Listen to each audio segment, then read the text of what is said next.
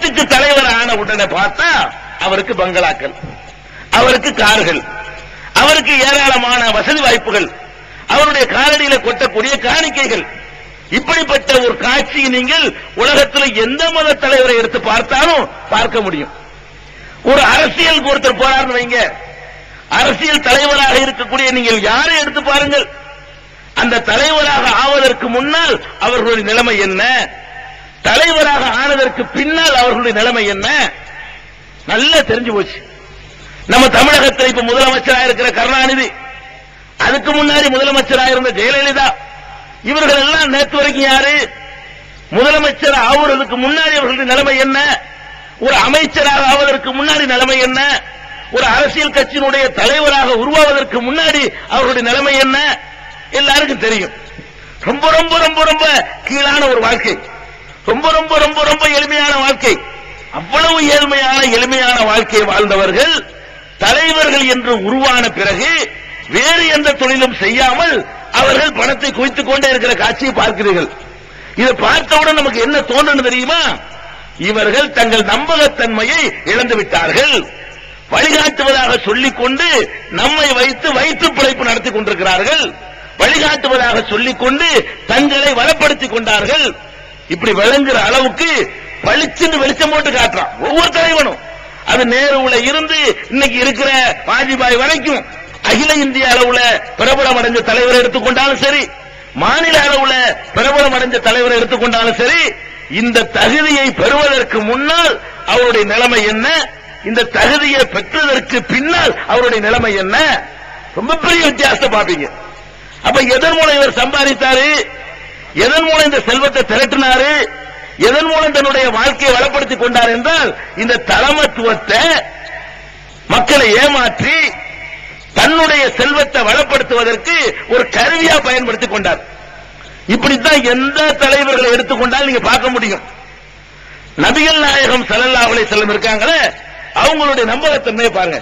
நம்ம ஒரு தலைவரை ஏத்துக்கிறதாங்க, அதுல ஒரு நம்பகத்தன்மை நமக்கு வரணும், நமக்கே நம்பிக்கை இருக்கணும். அவருடைய வாழ்க்கையை புரட்டி பார்த்தோம்னு சொன்னா உண்மையிலே கலங்காத கண்கள் இருக்க முடியாது. அவங்களுடைய வாழ்க்கை எப்படிப்பட்ட வாழ்க்கை, சின்ன வயசுலயே அவங்க தாயாரை இழந்துடுறாங்க, வயிற்றுல இருக்கும் போதே தகப்பனை இழந்துடுறாங்க, பாட்டனாருடைய அரவணைப்புல வளர்றாங்க, பெரிய தகப்பனாருடைய கண்காணிப்புல வாலிபத்தை அடைகிறாங்க, பிறகு வியாபாரி ஆகுறாங்க, ஓரளவுக்கு செல்வத்தை திரட்டுறாங்க. 40வது வயசுல எல்லாம் அந்த 25 வயசுல ஹதீஜா நாயகிய மனமுடித்த காரணத்தினால் அவங்க அந்த ஊர்ல ஒரு பெரிய சீமாட்டி, ரெண்டு சேர்ந்த உடனே அன்றைக்கு மக்காவுல பெரிய செல்வந்தர் நபிகள் நாயகம் தான். நபிகள் நாயகத்துடைய வாழ்க்கையை பார்த்தா உலகத்துல இப்படியான ஒரு ஆரம்பம் எந்த ஆன்மீக தலைவருக்கு இருக்காதுங்க. ஆன்மீக தலைவருடைய ஆரம்பம் எப்படி இருக்குன்னு கேட்டா, சோத்துக்கு லாட்டரி அடிக்கிற நிலையிலிருந்து ஆரம்பிக்கும், அப்புறம் டெவலப் ஆகிக்கிட்டே போகும் காசு. நபிகள் நாயகத்தின் நிலைமை எப்படின்னு கேட்டா, 40வது வயசில் தான் அவர்கள் பொது வாழ்க்கைக்கு வருகிறார்கள், 40வது வயதில் தான் தன்னை அல்லாஹ்வுடைய தூதர் என்று சொல்கிறார்கள். 40 வயசுக்கு முன்னால் அவர்கள் ஒரு வியாபாரி, அவர்கள் மிகச்சிறந்த வியாபாரம் செய்யக்கூடியவராக இருந்தார்கள். அப்ப 40 வயசு வரைக்கும் வியாபாரம் செய்து மனைவியுடைய சொத்தும் சேர்ந்து பெரிய பணக்காரராக நபிகள் நாயகம் ஸல்லல்லாஹு அலைஹி வஸல்லம் திகழ்றாங்க. அந்த 40வது வயசுல நான் அல்லாஹ்வுடைய தூதர் என்று சொன்ன பிறகு இதை வச்சு அவர் சம்பாதித்தாரா, இருந்ததை இழந்தாரா? சிந்திச்சு பாருங்க. பணத்துக்காகத்தான ஒவ்வொருத்தரும் ஒரு தலைமையை உண்டாக்குறான், பணத்துக்காகத்தான இயக்கம் கட்டுறான், பணத்துக்காகத்தான கட்சியை உண்டாக்குறான், பணத்துக்காகத்தான மதத்தை உண்டாக்குறான், பணத்துக்காகத்தான மதத்தில் உள்ள பிரிவுகளை உண்டாக்குறான். இவ்வளவு பண்ணக்கூடிய காட்சிகளை ஒரு பக்கம் பார்க்கிறீங்க. இவரை பார்த்தா ஊருலே பெரிய பணக்காரர் இவர். நபிகள் நாயகம் ஸல்லல்லாஹு அலைஹி வஸல்லம் அவர்கள் அந்த ஊரிலேயே பெரிய பணக்காரர் என்று சொன்னால் அவர்தான். அவருடைய உழைப்பால் திரட்டிய செல்வம் ஒரு பக்கம், மனைவியுடைய செல்வம் ஒரு பக்கம். மனைவி என்றால் மொத்தத்தை அப்படியே பெருமானார் ஸல்லல்லாஹு அலைஹி வஸல்லம் அவர்களுக்கு வாரி வழங்கக்கூடிய அளவுக்கு அவங்க அவ்வளவு அன்பு வச்சிருந்தாங்க. அந்த அளவுக்கு செல்வம் குவிஞ்சிருக்கும் பொழுது அல்லாஹ்வுடைய தூதர் என்று அவர் பிரகடனப்படுத்துகிறார். இப்படி பிரகடனப்படுத்தியவர் 63வது வயசுல மரணிக்கிறார். மரணிக்கிற நேரத்தில் அவருடைய நிலைமை என்ன தெரியுமா? அவர் தன்னை பொது வாழ்க்கையில் அர்ப்பணிக்கும் போது கோடீஸ்வரர், அவர் இந்த வாழ்க்கையை முடிக்கும் போது அவருடைய நிலைமை என்னன்னு சொன்னா, நபிகள் நாயகம் ஸல்லல்லாஹு அலைஹி வஸல்லம் மரணிக்கும் பொழுது சில மரக்கால் கோதுமைக்காக அவருடைய கவச ஆடை ஒரு யூதனிடத்திலே அடகு வைக்கப்பட்டிருந்தது. அதை மீட்காமலே மரணித்து விட்டார்கள்.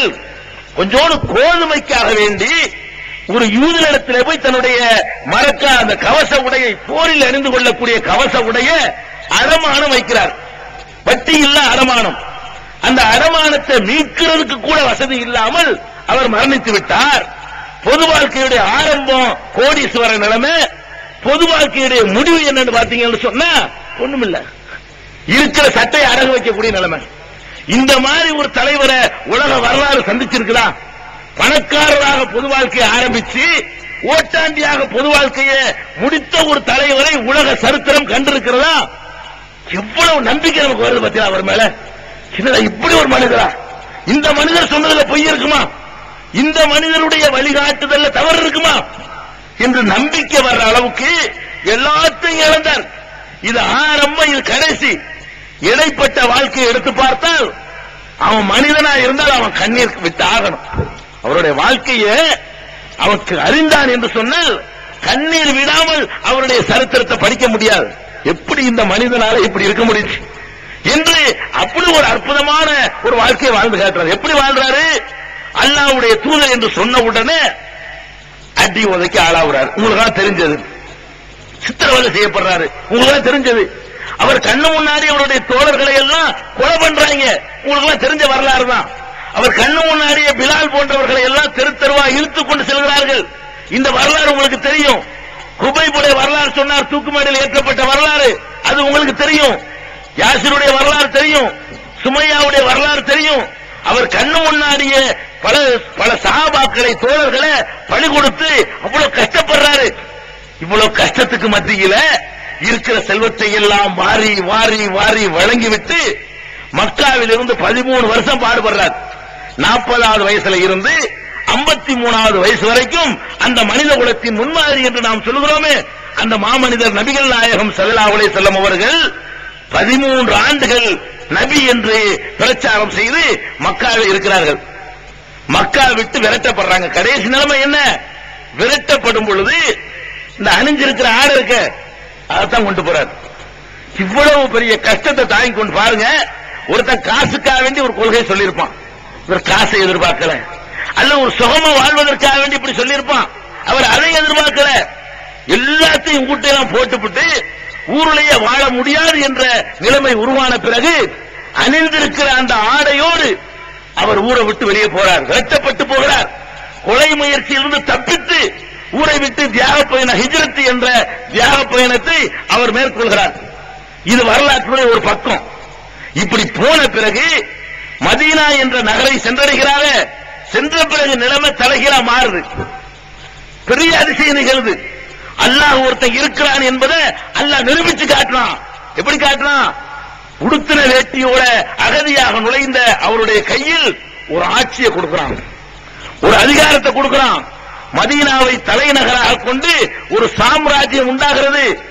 எப்படிப்பட்ட சாம்ராஜ்யம் என்று சொன்னால், அன்றைக்கு பெரிய வல்லரசு ஈரான், பாரசீகம். அன்றைக்கு பெரிய வல்லரசு இத்தாலி, ரோமாபுரி. ரோமாபுரி என்று சொல்லக்கூடிய இத்தாலியும் பாரசீகம் என்று சொல்லக்கூடிய ஈரானும் அன்னைக்கு பெரிய நாடுகளா இருந்துச்சு. இந்த 2 நாடு தான் சக்தி மிக்க நாடுகள். கொஞ்ச நாளைக்கு முன்னாடி அமெரிக்காவும் ரஷ்யாவும் இருந்துச்சு பாருங்க, உலக வல்லரசா. அந்த மாதிரியான உலகத்தின் மிகப்பெரிய வல்லரசுகளாக இந்த இத்தாலியும் ஈரானும் ஒரு காலத்தில் திகழ்ந்தது. இவர் மதீனா என்ற ஆட்சியை நிறுவன பிறகு அந்த 2 ஆட்சியாளர்களும் இவரை கண்டு கதிகலங்கக்கூடிய அளவுக்கு ஒரு மாபெரும் வல்லரசை உருவாக்குறார். எந்த அளவுக்கு என்றால், அந்த பாரசீக மன்னருக்கு கடிதம் எழுதுகிறார். அவருக்கு எழுத முடியுது.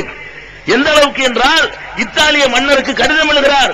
மின் முகமது இப்னு அப்துல்லா இலா ஹெர்குல் அலீம் ரோம், ரோமாபுரியின் சக்கரவர்த்தி ஹெர்குலிஸ் மன்னருக்கு இந்த முகமது எழுதுகிறேன், அஸ்லிம் தஸ்லம், இஸ்லாத்தை ஏற்றுக்கொண்டால் நீ வெற்றி பெறுவாய் என்று சொல்லி, அன்றைக்கு வல்லரசு என்று மீசையை முறுக்கிக் கொண்டிருந்தவர்களுக்கு இந்த அகதியாக புறப்பட்டு மதீனாவிலே ஒரு ஏழை சாம்ராஜ்யத்தை உண்டாக்குனார. அவர் கடிதம் எழுதி கூப்பிடுறாரு.